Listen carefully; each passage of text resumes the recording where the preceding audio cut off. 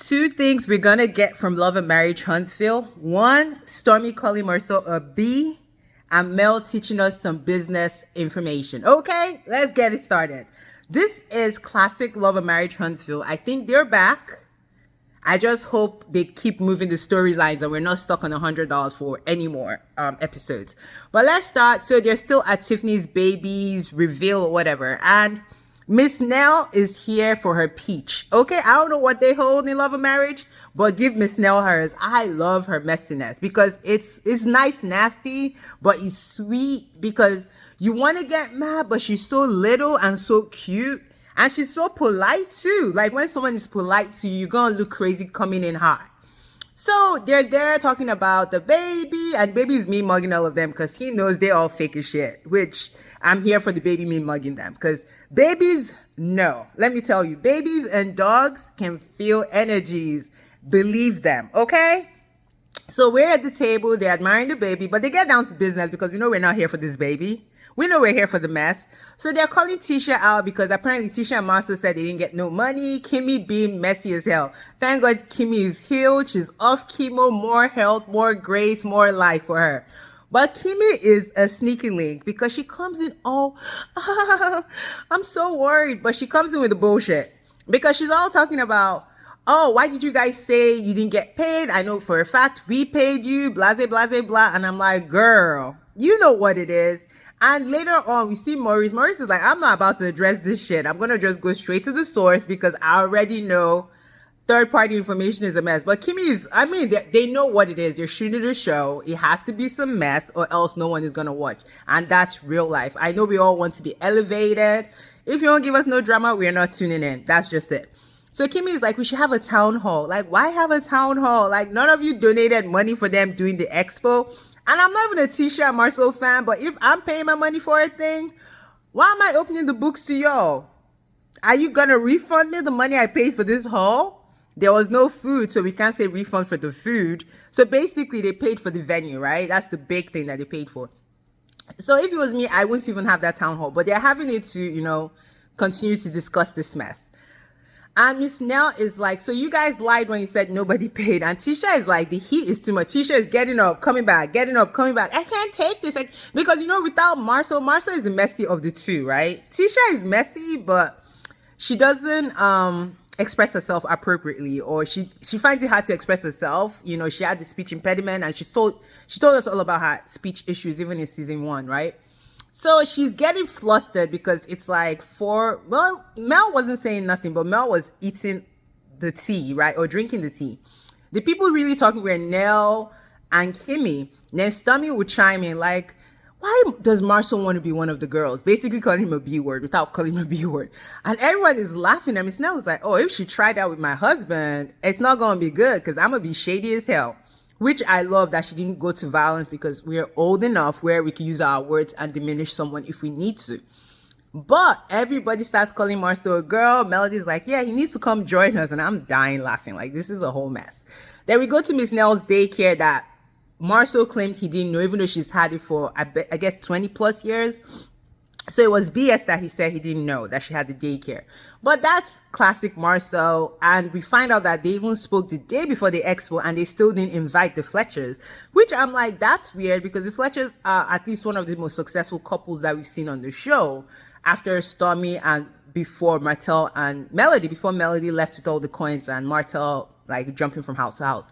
So it was very interesting. And they talk about Tisha, and Miss Nell is just like, she's going to see how it plays out as far as like their friendship. But she just didn't like the energy Tisha gave her at the baby reveal because it's so different from the dinner party that they had as a couple.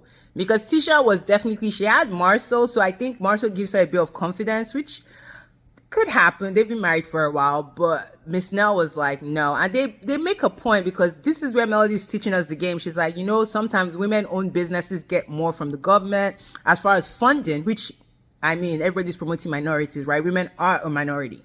So Tisha owning 85% of the business. And Miss Nell at the dinner was like, 85% of business. So you got kicked out from your own shit. Make it make sense. Because it seems like Tisha is basically the figurehead, which I'm sure it's probably illegal to do, right? If you know United States and their laws, for you to be made the head when you're not really the head. Like she's basically the face of a business she knows nothing about.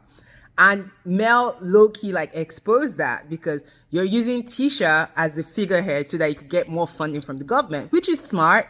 But I would implore Tisha to get versed in the information of what business she's doing. And she can't be getting kicked out of her own business if she really does own 85% of it. So we get to, what's her name? The cousin. Why am I forgetting her name? Tisha's cousin, right? She's with her husband. She tells her she's sick again. So I work in healthcare. It's given withdrawals. It's given going to the hospital to get, because when you go to the hospital for unknown pain, first they push morphine, Dilaudid. Those are the two things, right? Which if you're struggling with trying to get off pain medications or like you're a previous addict, you know these things, right? You keep going and they never really find anything wrong with you. I'm praying that that's not what's going on with her, but I have a feeling that it might be, especially if she really went to Home Depot and was like taking stuff. And I hope, I'm praying because opioid addiction is no joke. Like I would tell anybody, you get off cocaine, hell, you get off meth, but those opioids is no joke. Like don't start nothing you can't finish. That's why I tell young people around me, I tell family members, I'm like, when those dentists give you those 30 oxys, throw that shit down the toilet or don't even fill it up. Because America has a problem with opioids, right? Because we overprescribe, which is a problem. I know I'm going off of what the show is about. We definitely overprescribe because if I'm having a tooth extraction, I don't need 30 pills of oxy. Nobody needs 30 pills of oxy because Tylenol and ibuprofen are very good pain medications, but somehow we underprescribe them and we go straight to narcotics. This we see in healthcare all the time. So I'm thinking that's what's going on with her because I see this with a lot of like people that have addiction problems. They don't really want to do the street drugs because that would be like them falling off the wagon. But technically you are off the wagon if you come to the hospital and we're pushing in morphine and Dilaudid because those are the purest form of opioids, right? It gives you a better high than whatever the street vendors are going to give you. So basically you're off the wagon, but then you go back on methadone because when you come into the ER doesn't have time. They want to stabilize you. You're complaining of significant pain, 10/10 pain. They want to stabilize you, either move you to the floor or street you, right? Then you tell them you're on methadone. So they try to put you back on methadone, but you've already gotten the hit. So if she's doing that, she needs to get off the show and get it together because the show doesn't help anybody with any addiction problem, and that's just the truth from my perspective. But the conversation with her husband, you could tell he's frustrated. I know people are coming for him saying he's not supportive. But if you deal with someone with opioid addiction, it's a roller coaster. Like as much as you love them, it wears on you, right? That's why a lot of them end up either being on the streets because the family is fed up, or they run the family to the ground and they have to start over. So I'm not going to judge him.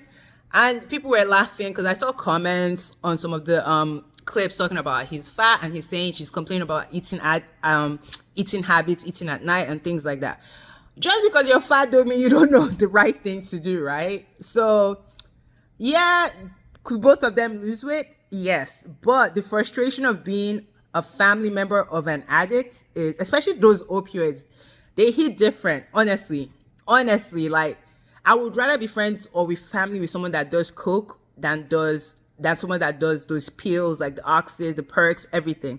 I would rather deal with a cocaine addict because those opioid addicts, it's brutal. So I don't know how long she's been addicted, but homeboy is frustrated. You could tell, especially her going to the ER because he knows, right? He doesn't want to call her out. Obviously, there's cameras saying people are saying that you're off the wagon or whatever. But she is off the wagon because every time she goes to the ER, I bet you that she gets something in the IV that is either morphine, fentanyl, or Dilaudid. I guarantee it. But she's not going to talk about it. She doesn't need to tell us about it. But I'm a healthcare worker. Like, we see this all the time. She needs to get off the show and get it together if that's what's happening. But again, I can't speak on somebody's, health issues, but that's what I suspect, being someone that works in healthcare. But anyways, back to the show. So the pièce de résistance, Mel and Marsau meet, and Mel comes in super like, hi Marsau, super sweet. And Marsau, I think he really admires Mel because Mel is smart. Like, chick has business acumen off the yin yang. Yeah, she has different businesses, but that's what business and entrepreneur minded people do. I wish I had that. Like, even to know how to get funding, how to do this, how, all those things. Because it takes a special mindset. And I think Marsau really admires her because of Mel, apparently Marsau used to work in a movie theater before Huntsville started shooting, right? You could tell they weren't rolling in the door when you first saw their house. And I think it was like a townhouse that was cramped. They have 3 children. So him coming in being super pompous, and I'm not saying like kiss the ring all the time, but at least show some respect, or at least be thankful. Don't act like this woman never helped you. He's trying to insult her, talking about she sells t-shirts, but he's trying to be smart too, talking about I didn't call you by name, but you were referring to her because she was the one that demanded to be paid, right, to speak at the event. He's trying to do this talking around. So Mel is like, why are you like insulting my stuff? Like, I do e-commerce. You're acting like you don't know my business acumen, which is crazy because basically Holt and Holt helped Scott kind of get off the ground, right? And Scott is doing great things now. At the end of the day, just because you help me doesn't mean I should kiss your ring for life. But the way Marsau comes across is so insulting and unnecessary to me, basically. So Mel is like, but you're trying to get into e-commerce. Like, how can you say you don't respect this type of business, but you're trying to get into it? Exactly, make it make sense. You make no sense. He's like, so that I could make money. So you do respect it because you understand that it is a financially lucrative business, but then you want to insult her. And Mel doesn't just do t-shirts. She started with t-shirts heavy and she sold a lot, which is good. But we also know she does skincare, and I think she's moving into like hair care as well. So him acting like that, and she also does the thing where she does classes and teaches people how to get government funding and do something with housing. So she does do various things, which is one of the things that helped you get on the show, helped you become successful and be able to like capitalize on everything going on, right? Financially. So it was just crazy that Marsau was speaking out both sides of his mouth. You're insulting her for the very thing that feeds you. Make it make sense. And he's like, I just don't respect it. And she's like, but you're trying to get into it. Exactly. And I'm not going to be surprised if T-shirt doesn't start selling T-shirts, which they've done before, or tries to copy Mel with the skin and hair care thing, right? Not copy. I mean, there's so much for everybody to get into. But it's like he says crap about her, but then uses her skills to kind of move along his family. So it makes no sense. But that was it for Love and Marriage Huntsville. Let me know what you think. Like, subscribe, comment. Bye, guys.